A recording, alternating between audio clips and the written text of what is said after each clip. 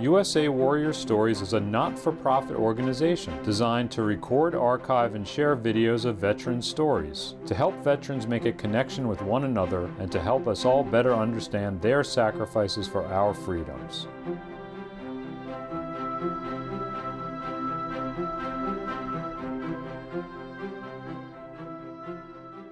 I grew up in Brooklyn, in the Crown Heights section of Brooklyn, and my father had a dry cleaning store, tailoring dry cleaning store, and my mother worked there. You know, it was a mom and pop business. I went to boys' high school in Brooklyn, and I remember when the war broke out and I was in the gym, and the gym teacher was telling us, said, every one of you kids are going to be in the service before this war is over, so prepare for it. And my brother Ernie, Ernest was his name, Ernie. He was 2 years older than I was, and he was drafted. So I turned 18 and I was drafted, and I went into basic training, and it was Fort McClellan, Alabama. I was in England for a few weeks, and I didn't know where we were going from there. The only traveling I did when I was a kid was from Brooklyn to Manhattan on the subway. One day they got us all up, and we had full field packs, and they shipped us out, and I didn't know where we were going, but we were going on ships to the beaches. And I was in the 4th Infantry Division. We landed at Utah Beach.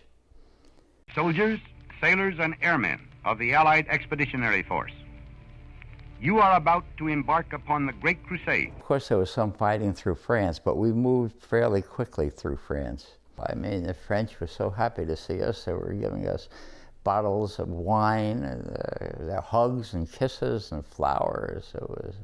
We were treated like heroes, like celebrities. You couldn't ask for a better reception.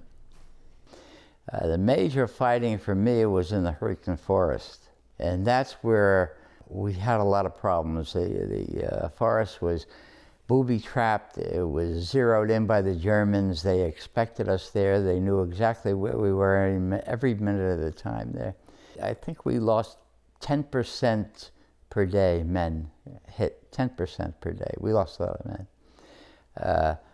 That was brutal. The 3rd Spearhead, meanwhile, moved off as planned on the northern flank of the drive in the direction of Hürtgen village.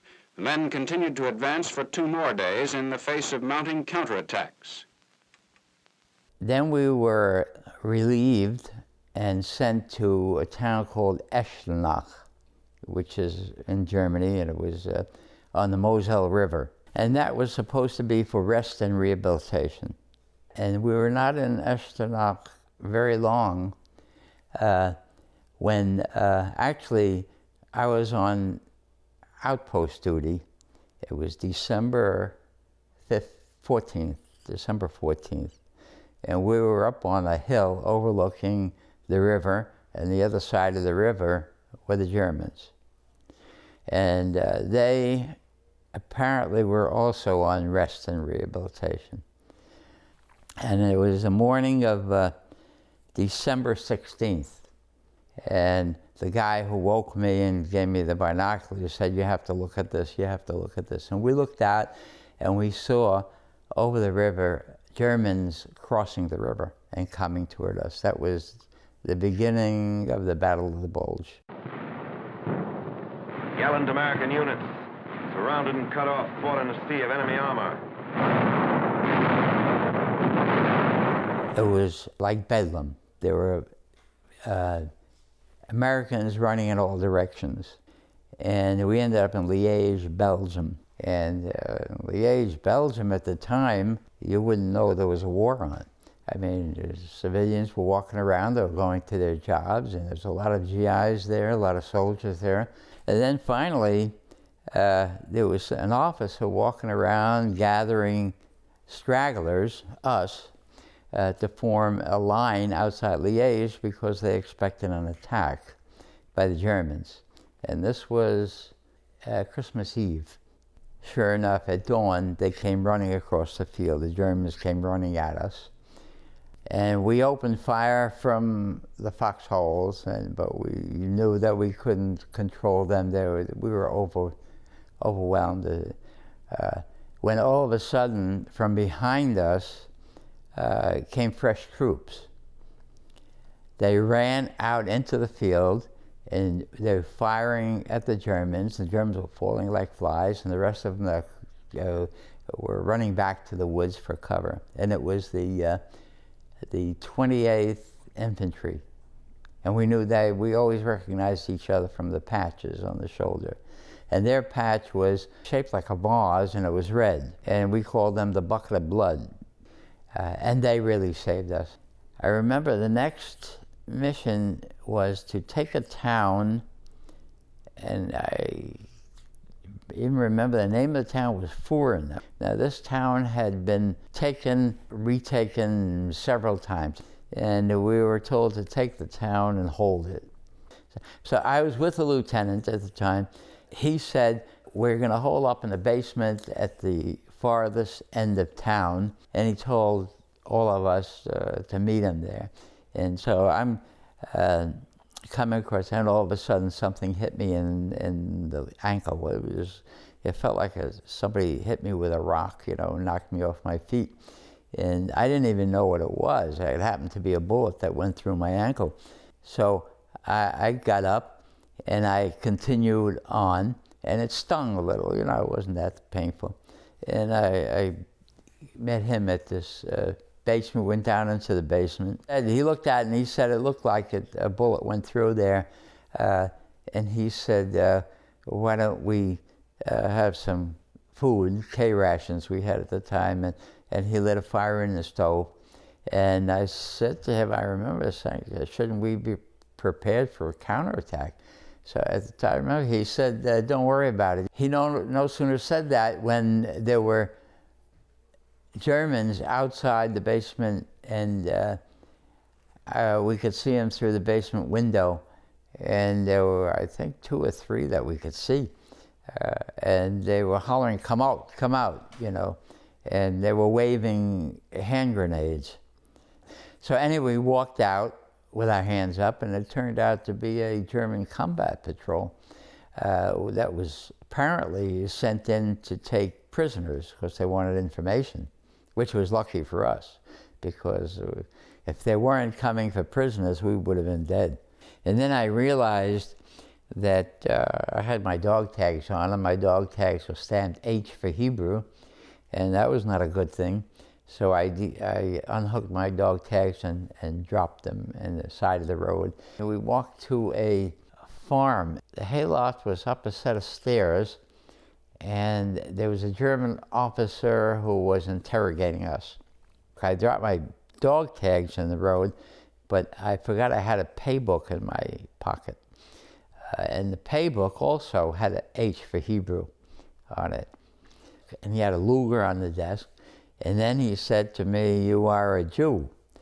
And he called me a gefruchtene Juden. I didn't know what that meant at the time, but since then I found out it was a dirty bastard Jew, something like that. He got very angry with me, and he picked up the Luger. I thought he was going to shoot me, but instead he just pushed me out the door, down the flight of steps. I rolled down the flight of steps, but I was not hurt at all, and I was very relieved. But after I was captured and I was in a labor camp, I was a prisoner in a labor camp, there were about 50 of us in this little farming town.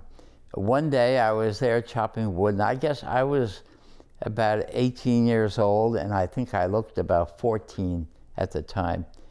And I was there chopping when I heard somebody kind of whistling to me. And I turned around, there was a lady at the door, had the door open in the house, and she beckoned, she called me over. So I dropped what I was doing, I went there, and she grabbed me by the arm, pulled me inside, and she put her finger to her lips, signaling me to be quiet, and she put me in a closet. I didn't know what was going on, and gave me a big bowl of food. I guess they knew that we were being starved.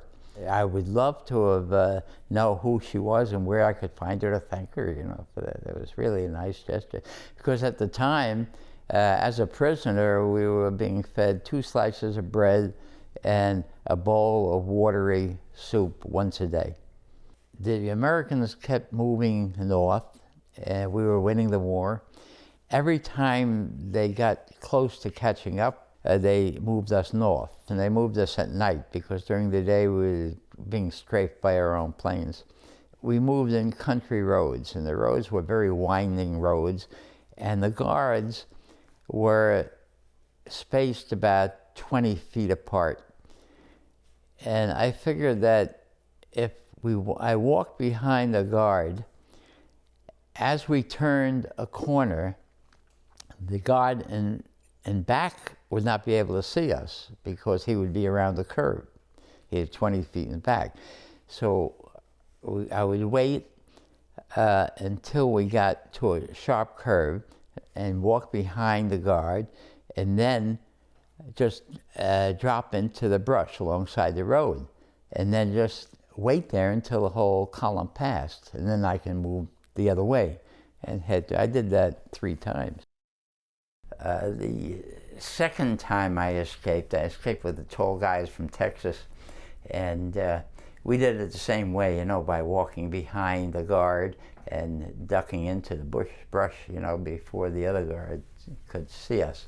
So we got into this bombed out building and found an entrance into the basement of this house. So we went down there and we went to sleep, figuring nobody's going to bother coming into that place. Sure enough, it wasn't maybe an hour or 2 later, we're being poked with rifles and bayonets, and we woke up and they were surrounded by several old Germans in World War I uniforms. In fact, one had a helmet with a pointed on top, you know, in World War I. And they marched us to a courtyard. And we get into this courtyard, and finally we get the idea that they're going to shoot us. We didn't understand why or how, but we tried to explain to them that we were just lost. We're trying to find our way back to, you know, to the people who captured us, but I don't know if they bought that. But anyway, they put us up against a wall, and it looked like they were arranging a firing squad. And just then, a German officer happened to be walking by, and he asked them what was going on. And they said, we caught 2 American spies, and we're going to shoot them. And so the officer said, well, you can't do that. We have to interrogate them. And so we're walking down. He spoke English very well, and he says, you guys are very lucky. He said, if I hadn't come by, they would have shot you. These guys are crazy. They're pretty nutty guys. The third time was I had been taken to a Stalag. Stalag 12, I think it was 12A in Limburg, Germany. And I wasn't there more than a couple of weeks. They had to evacuate that Stalag. And again, I got behind a guard and dropped into the brush. So I waited till dawn. It was getting daylight, and I decided it was safe to move in. So I moved into the town looking for a house where I can get into a basement or hide somewhere during the day and then travel at night. So I got into this house. I opened the door, and a woman appeared at the top of the stairs, and she's asking who I was. She said, oh, Americans. So she called, there were a bunch of other people came out from different areas, and they were all chatting amongst themselves, and finally she came downstairs. She opened the door to the basement. She pushed me in there and locked the door behind me. I didn't realize it, but my leg had become infected. I had gangrene. I had a swelling under my armpit. I had a swelling in my groin, and I was feverish, and I was very weak because I also had been starved for a while. So I just, down in this basement, there were bed springs, no mattress, just springs. But I just dropped on one of these, there was like a cot, and I went off to sleep almost immediately. Next thing I know is I hear a key rattling, the door is open, and this woman comes in, and she greets me like a long-lost friend, and she brings me upstairs, up this flight of stairs into her apartment, and she gives me a big bowl of food, and she asks if I want to take a shower, and she's like, I'm a long-lost relative. And that's my second encounter with, you know, German civilian. And it turns out that it was a family. I was there for several days. She treated me like family. And finally, she came running to me one day saying, come quick, and look out the window, and there was an advanced armored patrol down outside. So I went out and I introduced myself. They interviewed me and they treated me, sent me to a hospital. Actually, I went to a hospital in Paris. Doctors told me that another week I would have lost my leg because it was advanced gangrene, and the swelling that I felt in my groin and under my armpit was actually, you know, toxic. It was poisonous stuff. He said that another week I would have lost my leg, and a week after that I probably lost my life, or maybe 2 weeks after that I lost my life. And the thing that saved me was penicillin, which was brand new at the time. I was not in good shape. And how much did you weigh? 80 pounds. I mean, I was not a big guy to begin with. I was about 145, 150. And I was there for at least a month or two. And then they flew me to Halloran Hospital in Staten Island. And that was a veterans hospital at the time. And I was there for several months in Halloran Hospital. And that's when my parents were allowed to visit me. They were so happy to see me because my brother was killed. He was killed in the Hürtgen Forest, actually. He took a bullet in the head. We were both in the Hürtgen Forest at the same time. Didn't know it. Everybody was in the service at that time. You know, it was a draft. It was not like today.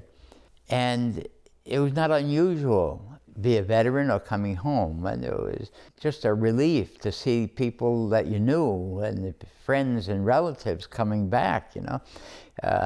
A lot of them came back with serious wounds. I mean, my wound was nothing compared to what I saw.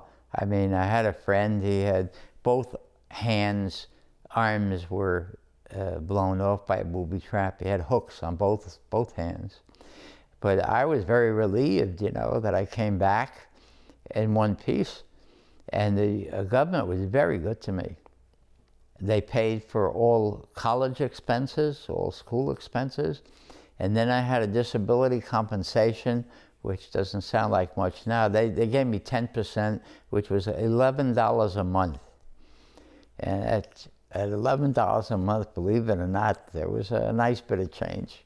Well, the medals, I have the Purple Heart, and then I have Prisoner of War Medal, and then I have the Bronze Star, and then I have the French Legion of Honor they gave me. And then I have, this is a Distinguished Service Medal. It was actually, it's a New York State, not a federal government medal. And then I have the Combat Infantry Badge, and we had a unit citation. Vive la France! Vive la France! I was very impressed with the reaction of the French people in the towns that we went. They were so happy to see us and seemed so appreciative. What does it mean for you to be back here today, Martin? It's very exciting to be back after all these years. Yeah? Yeah. It also mixed feelings about being here. Yeah? Yeah, it was not a pleasant experience. Yeah. But it's amazing to see what they've done to this place. Yeah. Made it a part of our history. Yeah. Well, it was interesting to me that they chose Utah Beach for the ceremony.